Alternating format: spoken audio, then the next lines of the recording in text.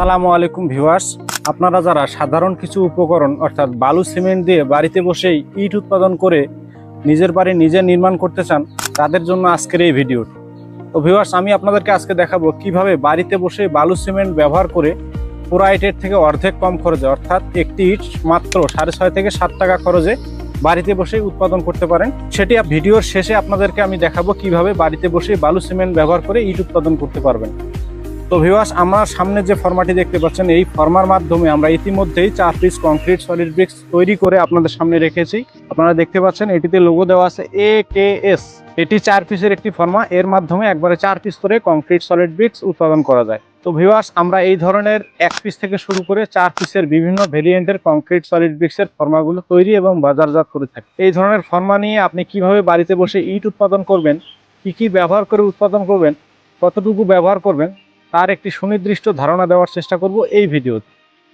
তো ভিউয়ার্স, এই ইট উৎপাদনে মেটেরিয়াল হিসাবে আপনাকে ব্যবহার করতে হবে 1 ব্যাগ সিমেন্টের সাথে 3 ব্যাগ সিলেকশন বালু, অর্থাৎ অনেক জায়গায় এই বালুকে লাল বালু বলে থাকে। তো এই লাল বালুটি 1 ব্যাগ সিমেন্টের সাথে ব্যবহার করতে হবে 3 ব্যাগ, এবং প্লাস্টার বালু ব্যবহার করতে হবে 3 ব্যাগ। 1 ব্যাগ সিমেন্টের সাথে 3 ব্যাগ প্লাস্টার বালু ব্যবহার করতে হবে, যেটি প্লাস্টারের কাজে ব্যবহার করা হয়, চিকন বালু, সেই বালুটি ব্যবহার করতে হবে। এরপরে আসতেছে কেমিক্যাল ব্যবহার করতে হবে 1 ব্যাগ সিমেন্টের সাথে 250 গ্রাম। এই কেমিক্যাল ব্যবহারের ফলে ইটের শক্তি অনেকাংশেই বৃদ্ধি পাবে। ইটের শক্তি বৃদ্ধিতে এই কেমিক্যালের ব্যবহার খুবই গুরুত্বপূর্ণ। এরপরে আসতেছে পানির পরিমাণ। 1 ব্যাগ সিমেন্টের সাথে মিনিমাম 20 থেকে 22 লিটার পানি ব্যবহার করতে হবে, যাতে করে মশলাটি এমনভাবে তৈরি হয় একদম শুকনোও যেন না হয়, একদম ভিজাও যেন না হয়। এই বিষয়টি অবশ্যই লক্ষ্য রেখে মশলাটি তৈরি করতে হবে। মশলা তৈরি হয়েছে কিনা এটি বোঝার জন্য আরেকটি পদ্ধতি রয়েছে, সেটি হচ্ছে যে মশলাগুলোকে হাতে নিয়ে চিপ দিলে যে বলটি তৈরি হবে, এই বলটি হাতের উপরে নড়ালে যদি ভেঙে যায় তাহলে বুঝতে হবে মশলা তৈরি হয়নি, আর যদি ভেঙে না যায় তাহলে বুঝতে হবে মশলাটি আপনার তৈরি হয়ে গেছে। আর রাজমিস্ত্রিদের ভাষায় এই মশলাকে বলা হয় ভুরা মশলা। যারা রাজমিস্ত্রি ভাই আছেন তারা অবশ্যই জানবেন। এই ধরনের ভুরা মশলা আপনাকে ব্যবহার করতে হবে এই ইট তৈরিতে।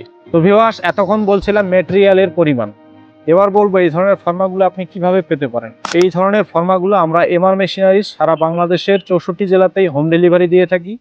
আপনারা যারা নিতে চান আমাদের স্ক্রিনে দেওয়া নাম্বার থেকে ফোন করে সরাসরি ফর্মাগুলো অর্ডার করতে পারেন।